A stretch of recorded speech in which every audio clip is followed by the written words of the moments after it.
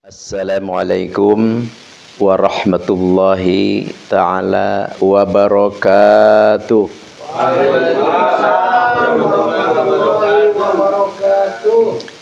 Ya Rabbi salli ala Muhammad, Ya Rabbi salli alaihi wa sallim. Ya Rabbi balighul wasilah, Ya Rabbi khussahu bil fadilah. Ya Rabbi salli ala Muhammad, Ya Rabbi salli alaihi wa sallam. Ya Rabbi warḍu 'anis sahabah, Ya Rabbi warḍu 'anis sulalah. Ya Rabbi salli ala Muhammad, Ya Rabbi Ya Rabbi warḍu 'anil masyayikh, Ya Rabbi farham walidina. Ya Rabbi salli ala Muhammad, Ya Rabbi salli alaihi wa sallim. Ya Rasulullah salamun alaik, Ya Rafi'an syarni wa daraji, atfaka yaji ta'alami. Ya hailal judi wal karami, Ya hailal judi wal karami. Ya Rasulullah salamun alaik, Ya Rafi'an syarni wa daraji, atfaka yaji rantal alami. Ya hailal judi wal Ya hailal diwal karami. Rabbi fanfa'na bi barakatihim wahdina husna bi hurmatihim wa amitna fi tariqatihim wa muafatihim minal fitani wa muafatihim minal fitani. Allahumma salli wa sallim wa barik alaihi wa ala alihi. Bismillah.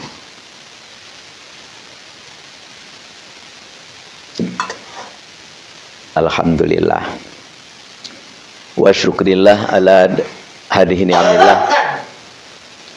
Izin Allah, kudrat Allah subhanahu wa ta'ala, kita bisa bertemu kembali, bermuajahah, bersilaturahim di majlis yang mulia ini.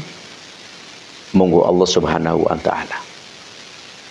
Pertama-tama, sebelum Al-Fakir berbicara lebih lanjut, yang terhormat para petugas kepengurusan APWI atau PWI LS, Kak Komandan Brigade, juga kepada Wakil Komandan Brigade Kak Bapak Acu, oke Kak Ustadz Mustafa dan kawan-kawan. Juga tidak lupa pula kepada seluruh jamaah Aribat Manbul Hikmah yang hadir di sini ataupun yang tidak hadir di sini, yang sangat Al-Fakir hormati dan muliakan. Dan begitu pula tidak lupa kepada seluruh para pemuda, para pemudi dimanapun berada, yang sangat Al-Fakir dampakkan. Alhamdulillah, dengan izin Allah Subhanahu wa Ta'ala, kita bisa kembali hadir aktif di pengajian yang memang pengajian ada pengajian rutin. Semoga pengajian kita ini benar-benar membawa berkah. Dan semoga dengan adanya pengajian ini menjadi wasilah diturunkannya rahmat Allah Subhanahu wa Ta'ala. Sering Al-Fakir katakan, pengajian, ngaji, tawasulan, ilqatu dzikri, kadang-kadang kita tidak merasa wajib. Tidak merasa wajib. Kalau memang merasa wajib, wajib itu adalah dosa kalau ditinggalkan, tidak mungkin kita malas-malas untuk hadir. Pasti semangat. Karena wajib. Wajib itu kalau kita tidak melaksanakan, itu hukumnya dosa. Jadi pengajian kita ini wajib hukumnya. Wajib hukum. Kenapa wajib? Karena kita adalah pengajian rutin, yang diajarkan kita pun adalah fardu ain, yaitu adalah ilmu tauhid, ilmu fikih, dan ilmu tasawuf. Bahkan kita adalah thariqah anfasiyah. Jadi pengajian kita ini adalah bukan hanyalah pengajian sebatas tawasulan, bukan. Tapi pengajian kita ini adalah pengajian rutinan yang dibahasnya adalah tauhid, fikih, dan tasawuf. Maka hukumnya wajib. Kalau kita tidak hadir, maka kita hukumnya dosa. Jadi kita harus ditanamkan di dalam hati nurani kita, kalau kita tidak hadir dosa, karena wajib. Beda dengan acara-acara mauludan, acara-acara rajaban, acara-acara tawasulan biasa, acara-acara 40, acara-acara yang lain, itu beda.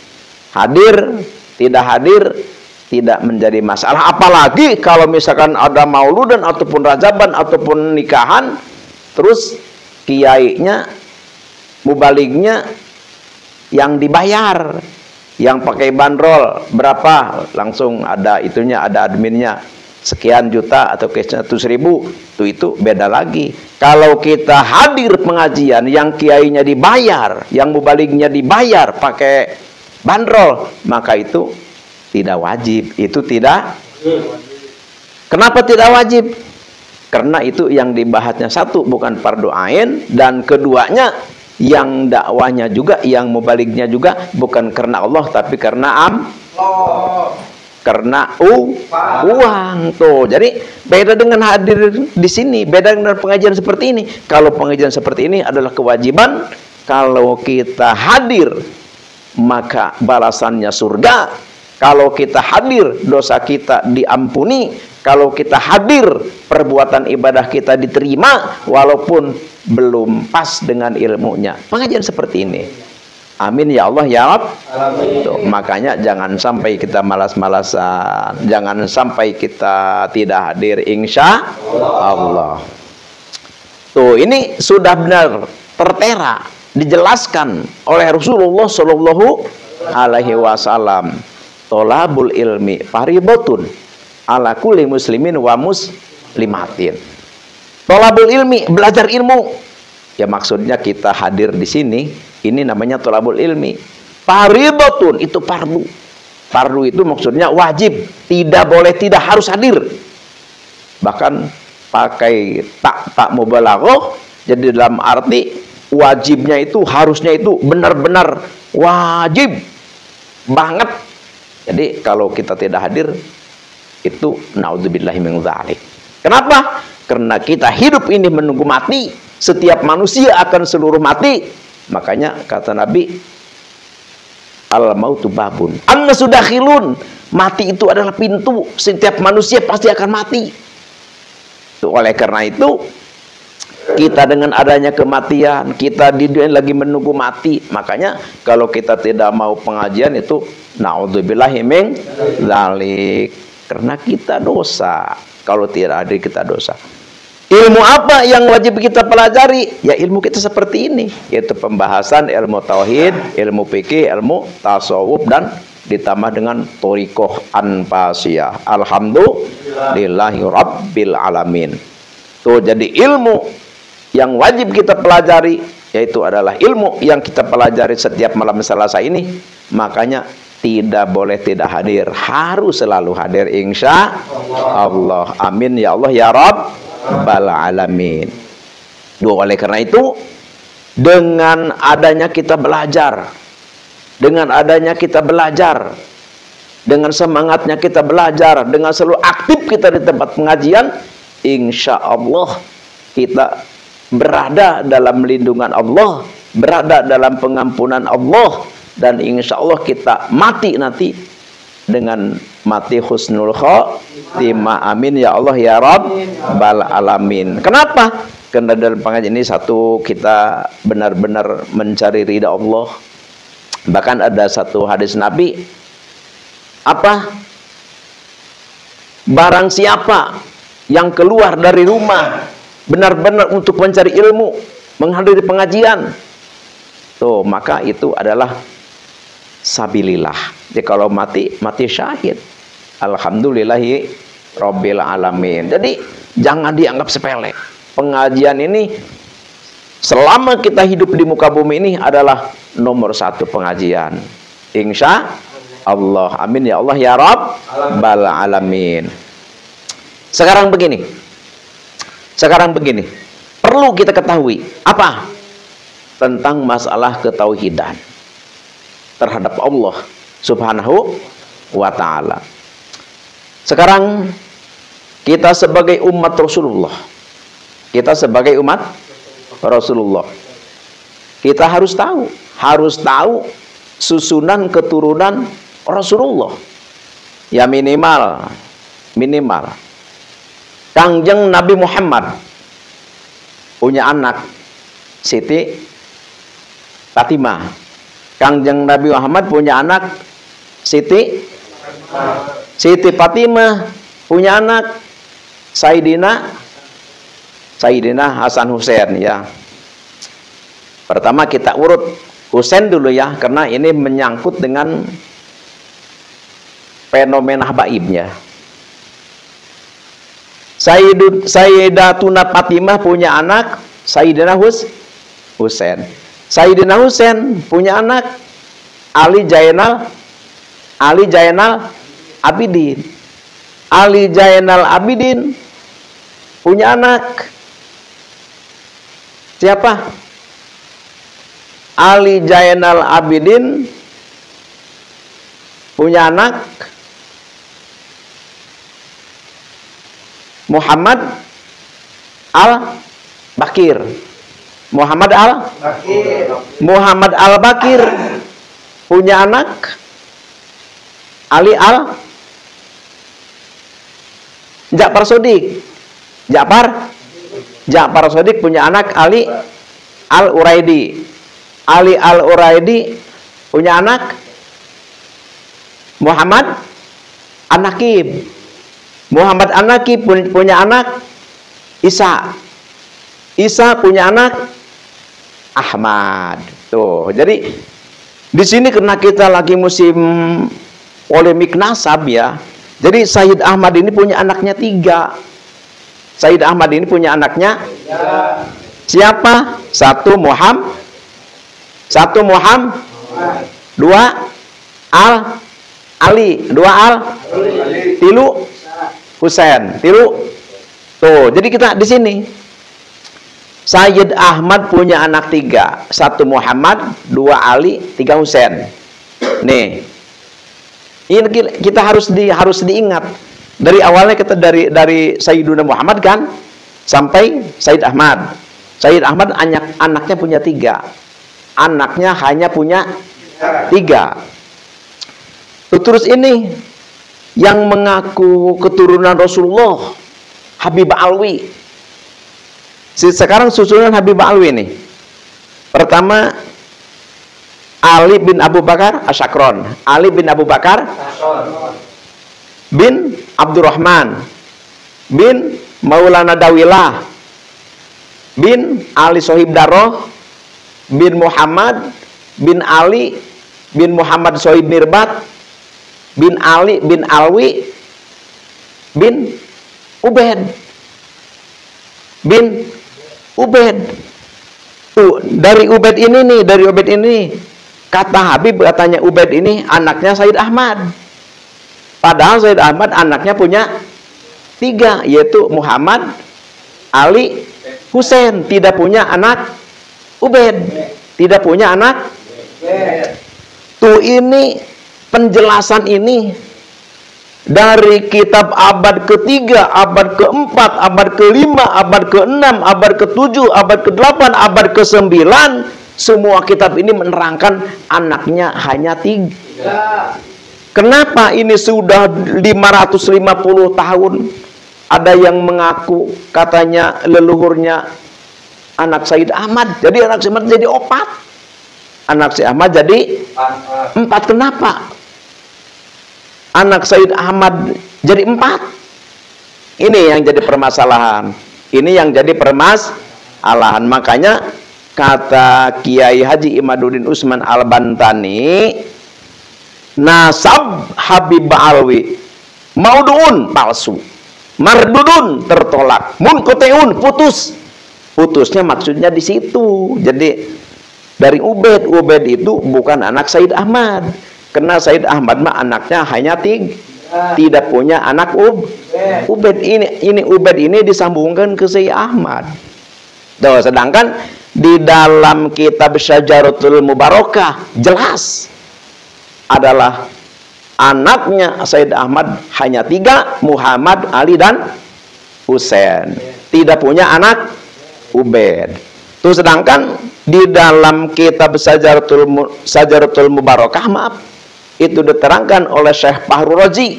Ini Syekh Fahru Razi ini adalah seorang ulama besar, ahli sunnah wal jamaah, ulama mutaqaddimin. Jadi harus benar-benar kita yakin, percaya, tidak ada keraguan. Di situ Syekh Fahru Razi menerangkan, wa yu'abbiru bil jumlatil ismiyati hadza ingdan nasabin ya dulu alal hasr.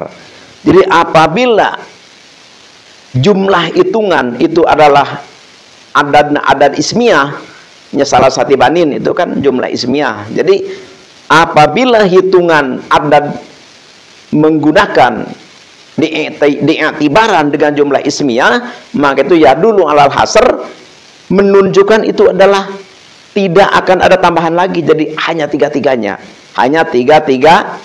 Jadi makanya kalau ada orang yang menambah 1 jadi 4 itu nggak bisa, karena itu sudah ya dulu alal hasr. Maka oleh itu wangdur, lihat apa di dalam kitab Syekh Mahdi Raja'i, qala fil mu'qibun idza abbara nasabuna bil jumlatil ismiyati hadza yadulu alal hasr fa'aqibu ala salasati banin anna bi makna anna auladahu munhasiratun ala salasati banin la ghairu. Jadi dengan mengiktibar menggunakan dengan jumlah ismiyah, maka ini adalah Berarti maknanya anaknya Sayyid Ahmad itu hanya 3, la ghairuh, tidak bisa bertambah 4. Tidak bisa bertambah 4, hanya 3-3-nya. Ini menurut ahli nasab di dalam kitab nasab. Tuh, makanya kalau sekarang ada yang mengaku katanya Sayyid Ahmad anaknya 4, bari tidak ada keterangannya, tidak ada dalilnya, maka itu adalah Tuh, ini kita harus tahu karena kita beragama Islam dan Nabi kita Nabi Muhammad, harus kita tahu silsilah keturunan Nabi kita Nabi Muhammad Shallallahu Alaihi Wasallam. Tuh, oleh karena itu seandainya nih, karena kita nanti ngobrol-ngobrol tentang nasab, pas ditanya misalnya nih ketua komandan brigade atau misalkan wakilnya brigade apa ini, coba bagaimana nih keturunan ini Abi Baklawi nyambungnya ke Rasulullah? Katanya enggak nyambung. Coba berdasarkan apa? Kita belum hafal. Jangan sampai begitu. Jadi kita harus tahu. Jadi Sayyid Ahmad anaknya hanya 3, yaitu Muhammad, Ali, dan Husain. Tidak punya anak Ubaid. Di dalam kitab sudah disebutkan tadi, di dalam kitab puluhan kitab yang menerangkan hanya 3. Jadi yang menyatakan 4 dengan tidak ada keterangannya, tidak ada kitabnya, tidak ada dalilnya, maka yang mengaku keturunan Ubaid itu adalah keturunan Rasulullah, maka itu adalah tidak benar. Tidak benar. Itu satu, kita harus kita benar-benar camkan di hati kita. Terus setelah kita mengetahui bagaimana nih, setelah kita mengetahui bahwa Habib itu bukan keturunan Nabi, kita tidak boleh diam. Kita tidak boleh harus bicara, harus memberitahu, harus memberi kepada semua orang. Bagaimana kalau kita diam saja? Kalau kita diam saja, maka kita dilaknat oleh Allah dan Rasulnya. Oh, sembarangan nih Bapak. Memang ada keterangannya Pak? Ada keterangan di dalam kitab As-Sawa'iqul Muhriqah, karangan Syekh Sayyid Husain bin Haidar Al-Hashimi. Bagaimana keterangannya? La yajuju bihalin ayaskuta ala munkari ilmi fi hadzal nasabis syarif wa dabdi hatta la yantasiba ila ahadun illa bihaqqin. Jadi la yajuju, kita tidak boleh diam. Tidak boleh diam. Adanya Habib Ba'alawi mengaku turunan Nabi, tidak memberi keterangan, tidak memberikan bukti, kita jangan diam. Harus kita beritahukan kepada orang bahwa itu adalah keturunan palsu, keturunan bohong, hanyalah ngaku-ngaku saja. Harus kita bicara begitu.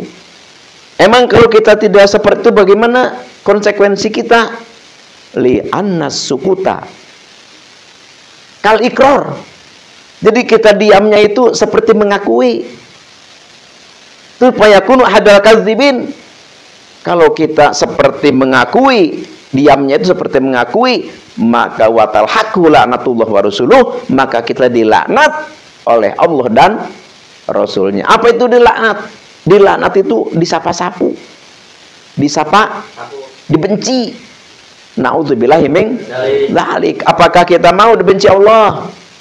Tidak. Apakah kita mau dibenci Allah? Apakah kita mau dibenci Rasulullah? Tidak. Oleh karena itu berarti kita harus bicara, harus kasih tahu kepada seluruh umat manusia bahwa Habib Ba'alawi itu adalah bukan keturunan Nabi. Ini harus dicamkan di dalam hati kita, ditanamkan sekuat-kuatnya, karena ini luar biasa ini. Jadi benar-benar mereka bertahan apapun alasan mereka bahwa dia adalah keturunan Nabi. Na'udzubillahi min dzalik. Padahal dia tahu Rasulullah telah bersabda, "Manidda'a qauman laisa lahu bihim falyatabawa maka adahu minan nar." Barang siapa yang mengaku keturunan, mengaku nasab orang lain sedangkan dia bukan, falyatabawa maka minan-nar, maka diancam dia adalah dengan siksa neraka. Tapi karena kedudukan, karena gampangnya cari uang, gampangnya cari wanita, tidak takut sama siksa Allah. Naudzubillahi min dzalik. Nih Al-Fakir kemarin ya, undangan ceritanya, undangan pernikahan. Di situ memang tempatnya para Habib Balwi. Di situ memang belum tahu keturunan Habib itu apa, belum tahu. Terus bapak nanya, gimana di sini banyak Habib? Banyak banget di sini. Bahkan ada pesantrennya, bahkan pada punya anak istri di sini. Itu gimana ya? Gimana? Katanya nikah di sini baru sebulan tinggalin. Enggak dicerai, enggak apa. Udah berapa bulan baru datang. Terus kata dia, Habib enggak dosa, walaupun apa-apa juga cenah. Nah, bahkan kalau benci sama Habib cenah, tidak akan mendapat syafaat Rasulullah, akan masuk neraka. Jadi Habib itu walaupun berbuat apapun tidak dosa katanya. Naudzubillahi min. Ini yang menjadi permasalahan. Menyesatkan, membodohkan umat manusia. Bangsa Nusantara dibodohi, ditipu oleh kata-kata seperti itu.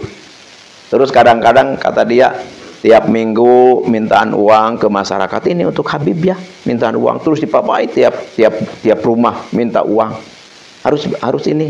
Kalau enggak ngasih nanti enggak dapat syafaat dari Rasulullah. Ini yang seperti ini. Makanya kita harus benar-benar publikasikan, harus benar-benar beritahu kepada seluruh umat manusia bahwa Habib itu adalah bukan keturunan Nabi. Karena mereka kan dengan membawa Nabi itu, dipinta uang, kasih. Karena dia keturunan Nabi. Bahkan ngaku-ngaku, kenapa Habib banyak di sini? Oh, karena Habib di sini menjadi paku dunia. Naudzubillahi min. Ini dari mana ini? Ini adalah hanya penipuan, ini adalah hanya pembodohan, ini adalah hanya pembohongan saja terhadap kita semua. Naudzubillahi min dzalik. Oleh karena itu, kita di sini harus benar-benar tahu, mengerti, harus benar-benar dicamkan di dalam hati, dan harus kita berikrar. Nama saya Mustofa Sofi, hari ini, jam ini menyatakan bahwa Habib Balwi itu adalah bukan cucu Nabi. Itu harus begitu. Jadi kalau kita tidak begitu, kita mang-mang ragu. Apa benar ya? Ini apa tidak? Takut ya. Begitu nantinya. Jadi kita harus benar-benar kita dicamkan di dalam hati kita. Harus benar-benar dicamkan dari kita, diproklamasikan di hati kita. Insya Allah. Jadi kita di sini harus diproklamasikan dalam hati kita, diri kita, bahwa Habib Balwi adalah bukan keturunan Nabi besar Nabi Muhammad Shallallahu Alaihi Wasallam. Menurut penelitian tes DNA, haplogrupnya Habib Balwi itu adalah G. Haplogrup G itu adalah masuk ke Yahudi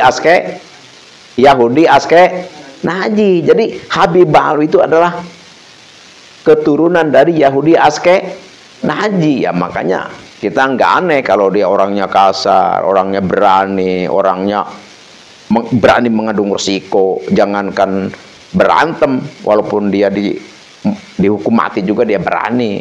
Apapun resiko mereka, karena mereka memang punya karakter pemberani. Oleh karena itu, kita sebagai pribumi jangan sampai kita mau dijajah, jangan sampai kita mau dijajah. Kita harus merdeka. Kita harus merdeka. Tuh, jadi ini harus benar-benar dicamkan dari mulai sekarang. Kita punya kewajiban untuk memberitahu kepada orang bahwa Habib Balwi itu adalah bukan keturunan Nabi. Jadi tidak boleh kita diam. La yajuju lil alimi kitmanu ilmi bihadzal bab. Jadi bagi kita yang telah mengetahui, tidak boleh kita untuk diam, untuk menyembunyikan keterangan ini. Insya Allah. Amin ya Allah ya Rabbal alamin. Sekarang begini, Bapak mau mengijazahkan kalimah. Kalimah apa? Kalimah agar rezeki kita lancar. Mau enggak?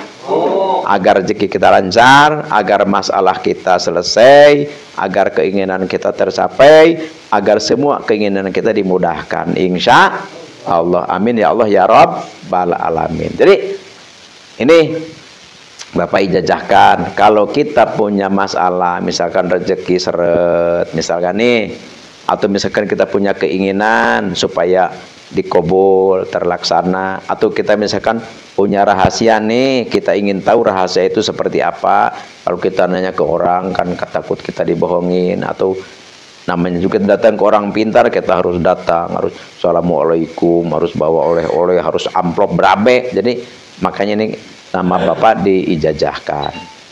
Pertama ayatnya ini, Bismillahirrahmanirrahim, ala ya'lamu man khalaqa wa huwal latiful khabir. Sok Bismillahirrahmanirrahim. Ala ya'lamu man khalaqa wa huwal latiful khabir. Ala ya'lamu man khalaqa wa huwal latiful khabir. Ala ya'lamu man khalaqa wa huwal latiful khabir. Nah, Bapak ijazahkan, amalkan, insya Allah mujarab.